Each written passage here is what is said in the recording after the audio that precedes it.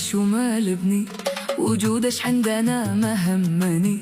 هيا اسمعي مني ردي على افترائش بالكلام، قد عيشتها مرة كذابي من سماش مرة، بس بطلي هدرة لسانش سمي ما قدر مقام. لا تربية لا ذوق اسلوبش ملعنة وطبعش حنوق، ولا جسد ممشوق وجه البوم في عز الظلام. معذور لا راح طبعا نمر ميدان الرباح، قد كنتي هم ونزاح لا ردش الله لا بيت الكرام.